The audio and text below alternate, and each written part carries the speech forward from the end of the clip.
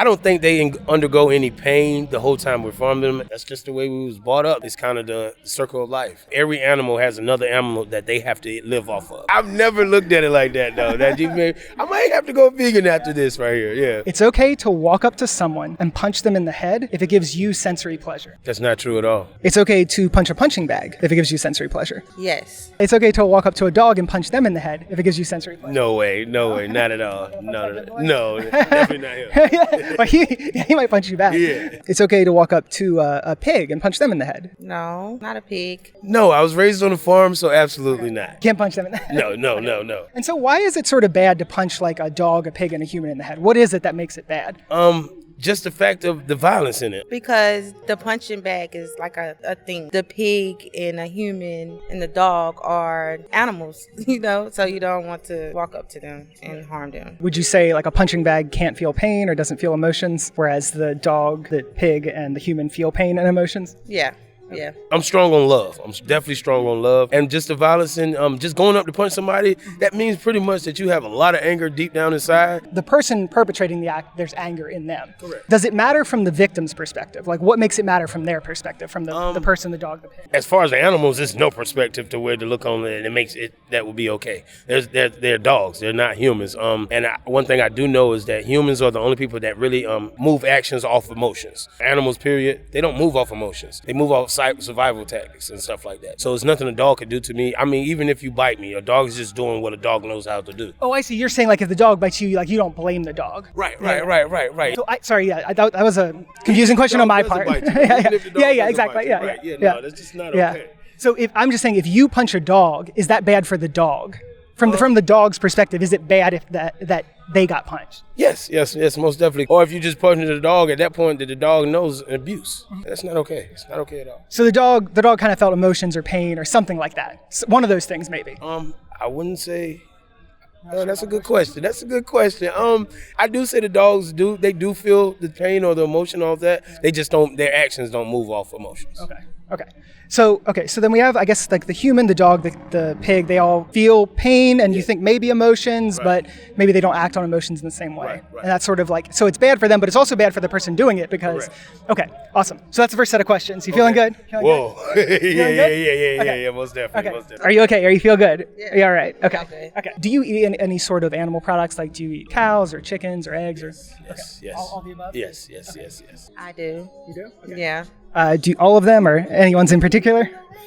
I eat all of them. All of them? Okay. Mm-hmm. Okay. Do you think when we're farming them, when we're like raising them, do you think there's any pain that they undergo? I don't think they undergo any pain the whole time we're farming them. Do you think they undergo worse conditions than just being punched in the head? Do you think they are in a lot of pain? Yeah. I do. Yeah.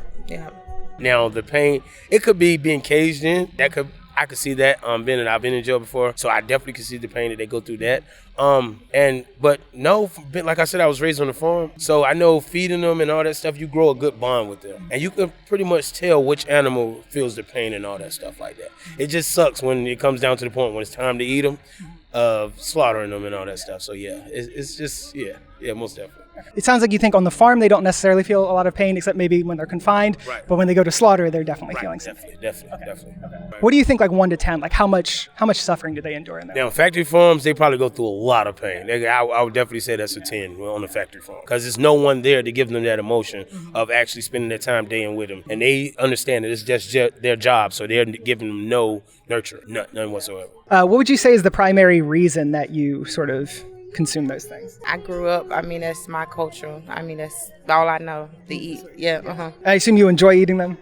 Yeah, I do. Yeah. I It do. tastes good? Yeah, it tastes good. And so we kind of said like sensory pleasure wouldn't justify that. So just the taste wouldn't justify it, right? Right. Yeah. So it sounds like we think that most of these animals are undergoing a lot of pain, right?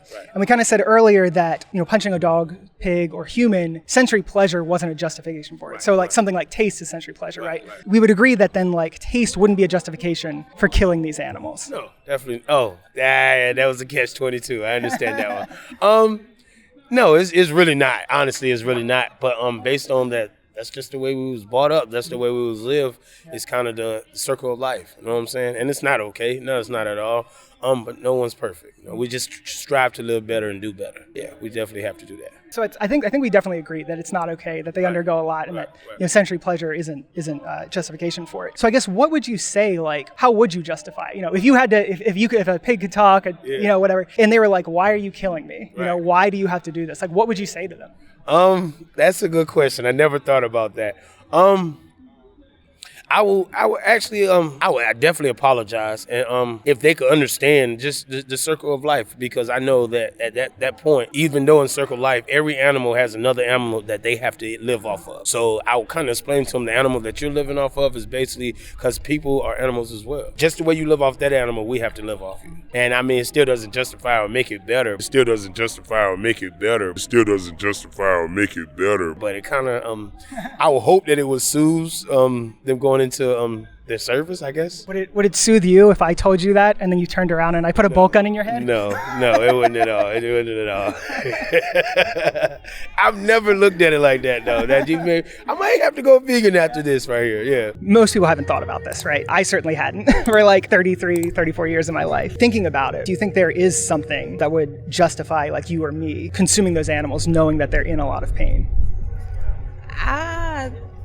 Thinking about it, I don't think that it's nothing to justify it. I'm just looking at it as me as an animal. Somebody, using me and eating me. So no, I don't think there's no way to justify that. No. I think that's a really good point, is to kind of put yourself in the victim's perspective. A lot of people can't do that and say, like, if that was me, that would, I wouldn't want that. I wouldn't like that sort of thing. To be totally honest, like, most people do not put themselves in the victim's perspective in these interviews. And so for you to even get there that quickly is honestly pretty impressive. Most people aren't that empathetic, unfortunately. You kind of said, we have to eat animals, right? But do we? No, we don't. Yeah. We don't at all. Yeah.